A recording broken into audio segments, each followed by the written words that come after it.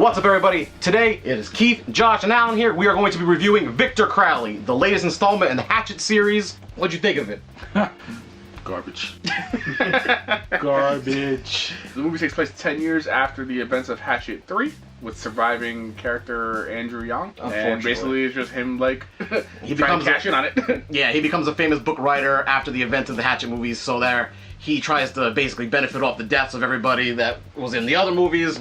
He ends up again in a stupid situation where he ends up back in the same swamp, back to fighting Victor Crowley again. Everything's a downgrade. I don't know what happened. They went more of a comedy route this time. Hatchet is like usually a horror comedy with comedy elements, and this is like a comedy with horror elements. Yeah, and That's what they tried to do. It was glaring too. Like, it was like Three Stooges type level of shit going on. Yeah, it was bad. It was, what was it you said? It was like a bad scary movie? Oh yeah. Like bad version of scary movie? I counted probably bad ones. probably about 6 actual scary movie jokes. Yeah. This is your captain speaking. Oh, Yeah.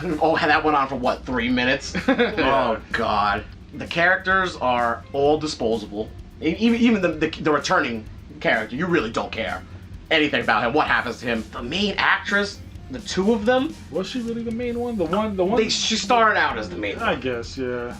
One of them's them's voice is too high pitched. The other one just looks like she's just staring off into space. She had no emotion to her No. at all. Her acting was horrible. Like, when she was supposed to be emotional, it was just calm and bland. Unfortunately, it's a sad way to see the Hatchet series go because it is a beloved franchise. I mean, especially in the modern day horror movies, this is one that was kind of a throwback to like Friday the 13th and all those old school like slasher movies.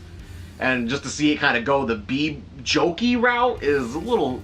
I wouldn't even mind the concerning. jokes if the jokes landed, but the jokes don't land. And they're very bad jokes. So they lean so far to the joke side, like the actor, to the point where they don't even look like they're human beings. They're just kind of like, caricatures.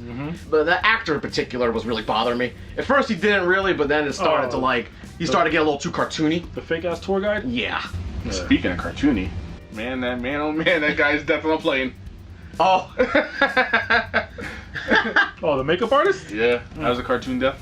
There was a couple very cartoony deaths. It's either you want to I know Hatchet, you don't want to be serious, but you gotta at least treat it at least a little bit serious. If you're gonna give me a monster slasher shit, you gotta give me more horror. Make it seem horror, and then like the first 3. Yeah. Do it the same way. Don't try to switch it up. You know what? I don't know if it was because of the cameras they used for this movie, but Hatchet was looking bad. Yeah, he was also in he was like in brighter colors. Yeah. Like he was actually, when you see him in like a lit airplane, you're just like, oh. Yeah. He looks a little bit more rubbery, like in the shoulders. Everything you could see the prosthetic of his arm, how ugly it was. Yeah. It looked like I just went to Party City and bought a costume and said I'm Hatchet. And not just Hatchet, but like even the deaths were bad. Yeah. Some of them were good, but then the other ones were just like, wow, this looks so fake. I couldn't even think of any of the actual memorable deaths. Most of them were just your same typical Hatchet. Besides the final death, I don't remember any of them. I really don't remember much of deaths. They're very bland, stereotypical deaths. There might be one, but even when the deaths happen, like you said, they're very cartoony. To the point where it's like the blood is like flying out of them. You could to the point where you could see like the fucking hoses. Yeah. They were like, That's what I'm saying. Like the first death was like that. You could see it. Yeah, it's just like, it was a good while lasting. Man, the mighty have fallen. It took 10 years until I ran into the ground. The biggest detractor. I hate this movie. I hate it. I don't like the acting. I don't like the way it was filmed. I don't like none of it. My grade is straight F. I didn't even like the way it ended. You checked out rather early. Yeah, I did. I did. You checked out probably about the 5-minute mark. This movie already had an F the moment it started from the opening credit. And as it went on, the F just stood real strong. It just stood. I give it a very low D. Very low D. I can't really give it an F because, I mean, at least it was quick.